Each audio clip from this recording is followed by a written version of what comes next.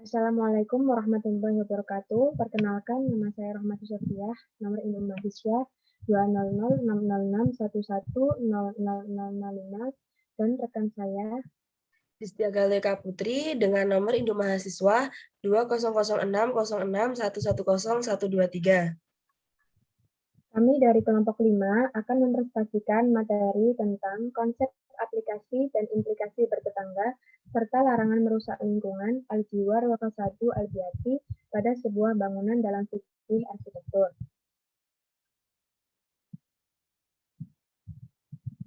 Di sini saya akan menjelaskan latar belakangnya. Manusia merupakan makhluk sosial yang senantiasa membutuhkan orang lain di dalam hidupnya. Bertetangga merupakan salah satu bentuk aplikasi dari adanya pembuktian bahwa manusia merupakan makhluk sosial. Kehidupan bertetangga adalah ketika suatu keluarga hidup berdampingan dalam suatu wilayah dengan keluarga lainnya dalam lingkup jarak yang dekat. Sebagai suatu kelompok sosial yang memiliki karakter individu yang berbeda-beda, pastilah akan ditemui jenis tetangga yang beragam. Karakter itulah yang harus mampu kita pelajari dan pahami supaya ikatan sosial tersebut makin terjaga. Dalam kehidupan bertetangga, tentunya memiliki tatanan hukumnya masing-masing. Ada aturan-aturan tidak tertulis yang bersifat mengikat. Adapun salah satu prinsip dasar dalam bertetangga menurut Islam adalah dengan tidak melakukan pengerusakan terhadap lingkungan.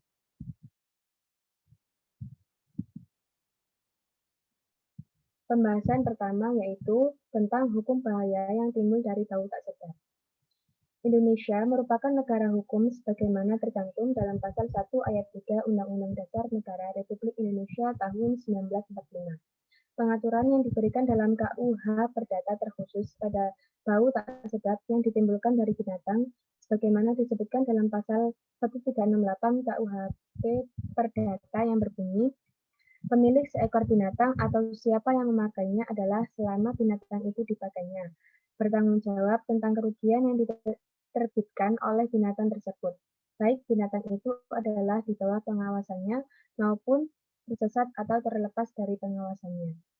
Dari ayat tersebut didapatkan kesimpulan bahwa pemilik dari binatang bertanggung jawab penuh terhadap apapun kondisi dari binatang peliharaannya. Ketika seorang tetangga merasa terganggu dengan bau tak sedap yang sumbernya berasal dari hewan peliharaan tetangganya, maka tetangga tersebut dapat menggugat si pemilik hewan peliharaan ke pengadilan negeri setempat dan meminta pertanggungjawaban immaterial yang didapatkannya. Suatu perbuatan dapat dikatakan melawan hukum apabila memenuhi beberapa syarat, yaitu yang pertama harus ada perbuatan. Dalam hal ini, perbuatan tetangga yang memelihara binatang. Kemudian yang kedua, perbuatan itu harus bersifat melawan hukum. Memelihara binatang sebenarnya tidak melawan hukum. Namun ketika binatang tersebut menimbulkan bau yang tak sedap dan pemilik tidak bisa menanganinya, maka hal itu menjadi perbuatan melawan hukum. Yang ketiga, ada kerugian. Kerugian ini dapat bersifat material ataupun bersifat immaterial. Kategori kerugian dalam masalah ini bersifat immaterial karena kerugiannya tidak bisa dikonversikan dalam bentuk kerugian harta benda. Yang keempat adalah ada hubungan sebab akibat antara perbuatan melawan hukum itu dengan kerugian yang ditimbulkan.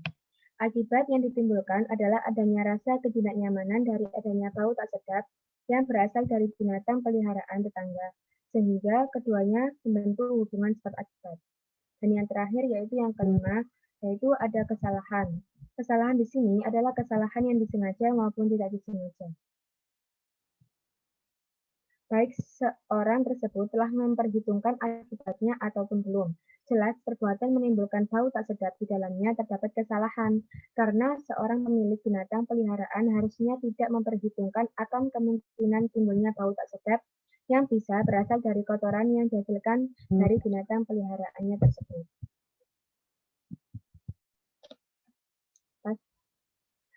Pembahasan yang kedua yaitu hukum bahaya yang lahir dari suara dan kegaduhan. Pencemaran bukan hanya seputar pencemaran udara, air, ataupun tanah, namun juga bisa berupa pencemaran suara yang ditimbulkan dari adanya kegaduhan dalam kehidupan bertetangga. Gangguan yang ditimbulkan dari adanya suara dan kegaduhan dibedakan menjadi dua macam. yaitu gangguan fisiologi dan gangguan psikologi. Sebenarnya, suara dalam frekuensi dan volume tertentu dalam ambang batas wajar dapat dikatakan bukan merupakan sumber pencemaran suara. Namun, ketika suara yang ditimbulkan telah melebihi ambang batas manusia, maka dapat dikatakan sebagai pencemaran suara. Contoh dari adanya pencemaran suara adalah suara musik yang keras ketika waktu telah memasuki jam tidur. Maka hal itu dapat dikatakan suatu perbuatan yang tidak beretika dalam kehidupan bertetangga. Jikalau tetangga terus-menerus mengganggu karena menimbulkan suara bising, maka tindakan hukum yang dapat dilakukan oleh tetangga lainnya adalah membawa hal tersebut ke pengadilan negeri setempat.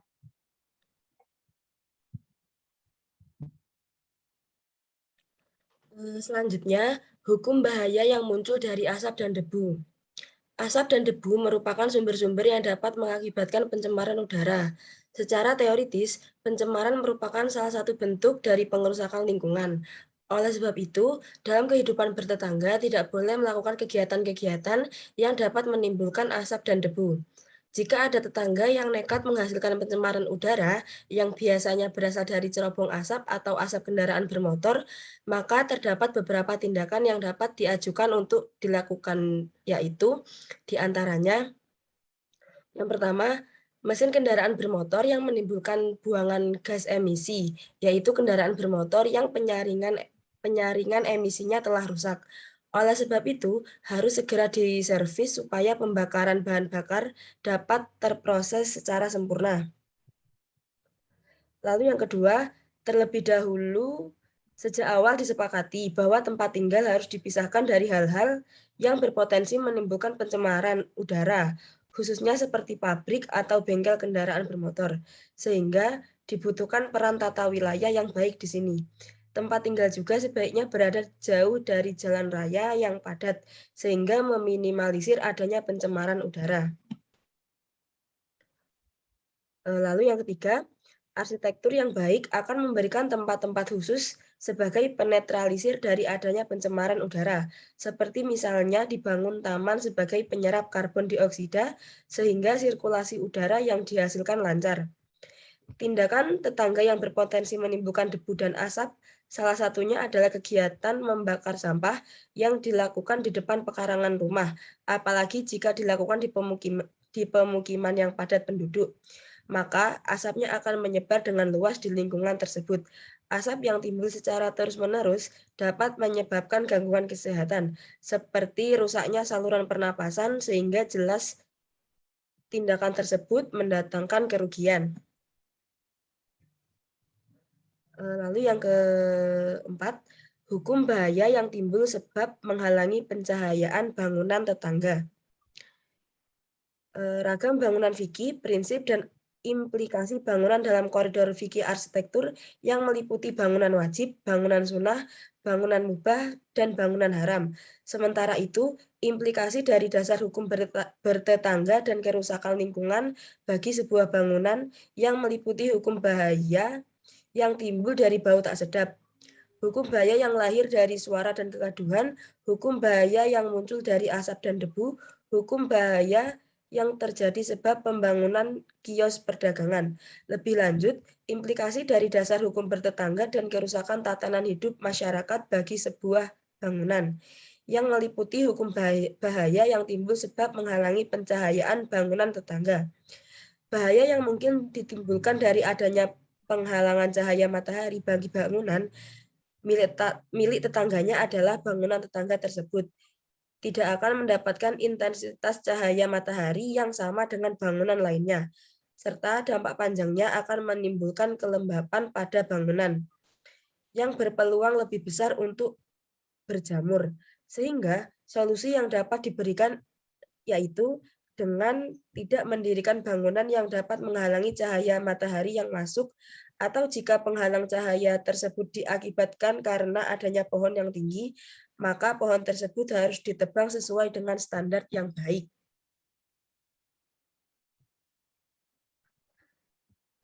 Jadi kesimpulannya, Islam sebagai agama yang sangat memperhatikan kenyamanan dan ketentraman umatnya. Tentunya sangat menjunjung tinggi etika dalam kehidupan bertetangga, di mana Terdapat kegiatan-kegiatan yang sebaiknya tidak dilakukan karena dapat memicu adanya pengerusakan lingkungan, seperti bau tak sedap, asap dan debu, suara dan kegaduhan, serta kegiatan yang dapat menghalangi pencahayaan bangunan tetangga. Keempat akibat tersebut, apabila kegiatannya tetap nekat dilakukan oleh tetangga, maka tetangga yang lain dapat membawa kasus ini ke pengadilan dengan kerugian baik berupa material ataupun imaterial. Namun sebaiknya sebelum membawanya ke jalur hukum, dilakukan terlebih dahulu upaya penyelesaian dengan jalur musyawarah untuk mufakat.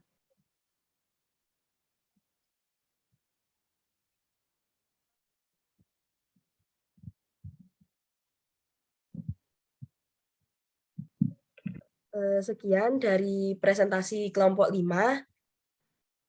Kurang lebihnya mohon maaf. Terima kasih. Wassalamualaikum warahmatullahi wabarakatuh.